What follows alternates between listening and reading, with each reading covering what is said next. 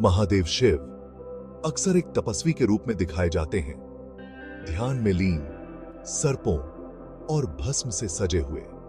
उनकी तपस्या और ध्यान की गहराई उन्हें एक अद्वितीय शक्ति और शांति का स्रोत बनाती है। शिव का यह रूप हमें आत्म संयम और आंतरिक शांति की महत्ता सिखाता है।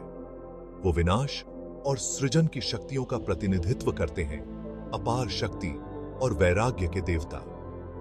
उनके त्रिशूल में तीनों लोकों की शक्ति समाहित है, जो उनके सर्वशक्तिमान स्वरूप को दर्शाता है। शिव का यह रूप हमें यह याद दिलाता है कि सृजन और विनाश एक ही सिक्के के दो पहलू हैं। दूसरी ओर प्रेम के देवता कामदेव इच्छा, आकर्षण और स्नेह के खिलने का प्रतीक है।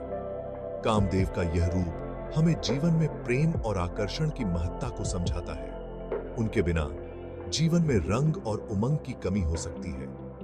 उन्हें अक्सर एक युवा, सुंदर व्यक्ति के रूप में चित्रित किया जाता है, जो एक तोते की सवारी करते हैं, जो उनकी चंचलता और आकर्षण को दर्शाता है।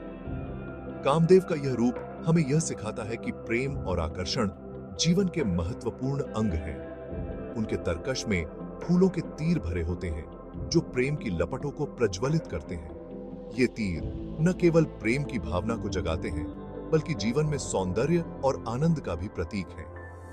ये दोनों देवता, जो ध्रुवीय विरोधी प्रतीत होते हैं, ब्रह्मांड के भीतर और हमारे भीतर मौलिक शक्तियों का प्रतिनिधित्व करते हैं। शिव और कामदेव का यह विरोधाभास हमें यह सिखाता है कि जीवन में संतुलन बनाए रखना कितना महत्वपूर्ण है। शिव के हाथों कामदेव की मृत्यु की कहानी एक शक्तिशाली कथा है, जो तपस्या और इच्छा, वैराग्य और मोह और ब्रह्मांडीय व्यवस्था में हस्तक्षेप के परिणामों के बीच तनाव की पड़ताल करती है। यह कथा हमें यह सिखाती है कि आत्म संयम और इच्छाओं के बीच संतुलन बनाए रखना कितना महत्वपूर्ण है। शिव और कामदेव की यह कहानी हमें यह भी याद दिलाती है कि हर क्रिया का एक परिणाम होता है और हमें अपने कार्यों के प्रति सचेत रहना चाहिए। कहानी की शुरुआत सती, शिव की पहली पत्नी, की दुखद कहानी से होती है, जिन्होंने अपने पिता द्वारा शिव का अपमान करने के बाद उनके यज्ञ की अग्नि में खुद को विसर्जित कर लिया था। सती का यह बलिदान न केवल उनके प्रेम की गहराई को दर्शाता है, बल्कि यह भी दिखाता है कि सम्मान और अपमान के बीच की रेखा कितनी पतली हो सकती है। सती का यह कदम शिव के लिए एक गहरा आघात था, जिसने उनके जीवन को हमेशा के लिए बदल दिया। दुख और क्रोध से व्याकुल शिव संसार और उसके सभी मामलों से पीछे हटते हुए गहन ध्यान में लीन हो गए।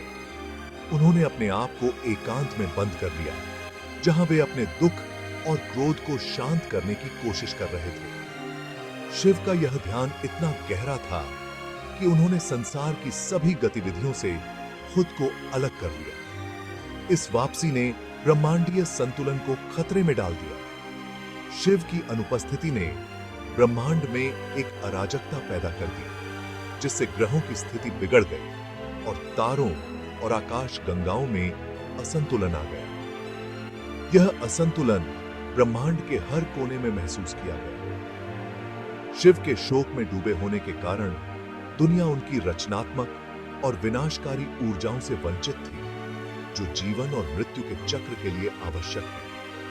प्राकृतिक आपदाएं बढ़ने लगी और पृथ्वी पर जीवन का संतुलन बिगड़ गया। सृजन की प्रक्रिया ठप हो गई और विनाश की शक्तियां भी निष्क्रिय हो गई। सृजन ठप हो गया और देवता संभावित परिणामों पर कांप उठे। देवताओं ने एक सभा बुलाई, जहां वे इस संकट का समाधान खोजने के लिए एकत्र हुए।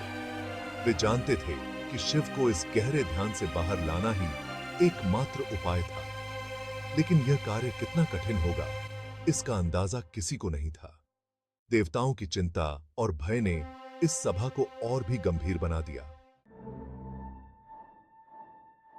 ब्रह्मांड की स्थिति के बारे में चिंतित देवताओं ने शिव को उनके गहन ध्यान से जगाने के लिए एक उपाय की तलाश की। वे जानते थे कि शिव का ध्यान भंग करना आसान नहीं होगा, लेकिन ब्रह्मांड की स्थिरता के लिए यह आवश्यक था। उनकी निगाहें प्रेम के देवता कामदेव पर पड़ी।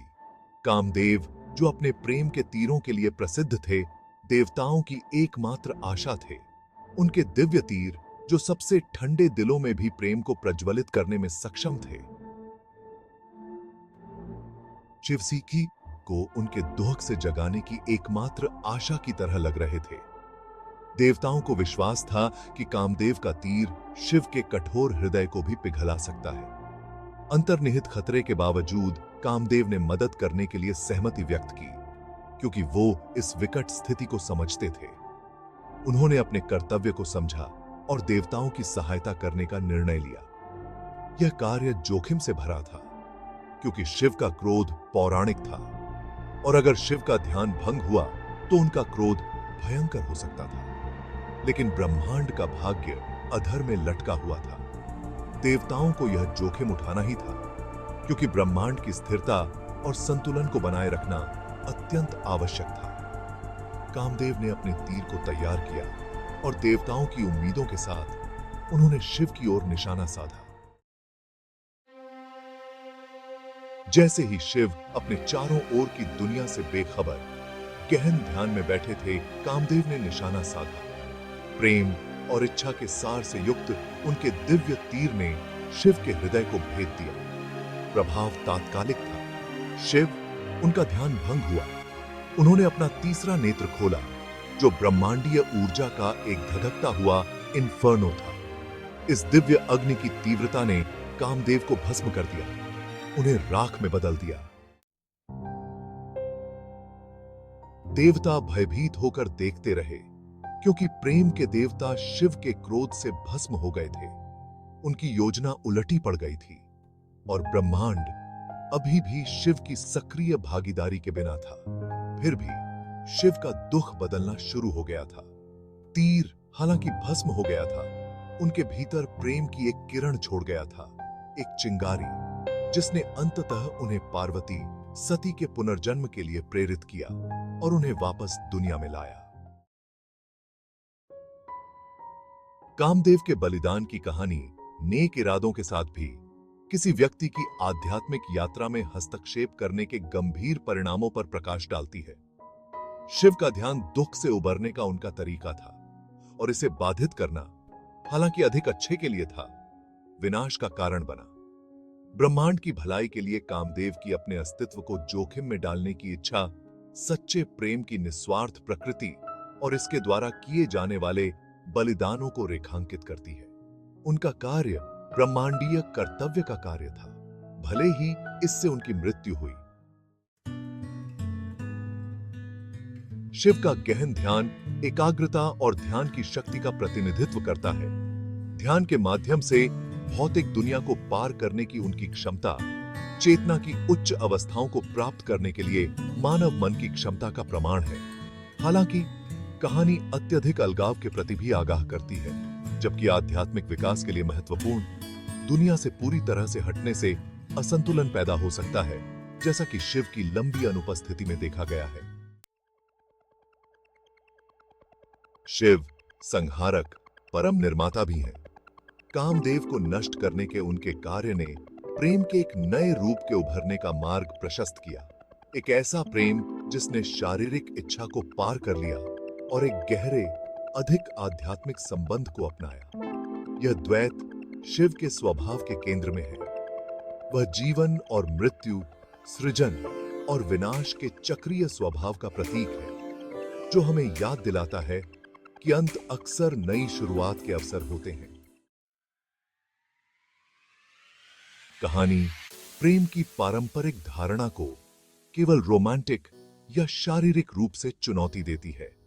कामदेव का निधन प्रेम की अधिक गहन समझ को उभरने देता है, एक जो करुणा, सहानुभूति और आध्यात्मिक संबंध को समाहित करता है।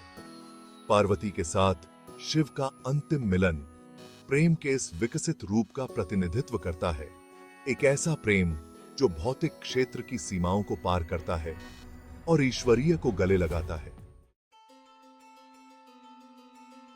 कामदेव के बलिदान की कहानी जीवन की जटिलताओं, विरोधी ताकतों की परस्पर क्रिया और संतुलन के महत्व की एक कालातीत याद दिलाती है। यह हमें बलिदान की शक्ति, आध्यात्मिक विकास के महत्व और प्रेम के बहुआयामी स्वरूप के बारे में सिखाती है। कहानी पाठकों और श्रोताओं के साथ प्रतिध्वनित होती रहती है, हमें याद दिलाती है कि विनाश में भी सृजन का बीज निहित है और प्रेम अपने विभिन्न रूपों में ब्रह्मांड में एक आवश्यक शक्ति है।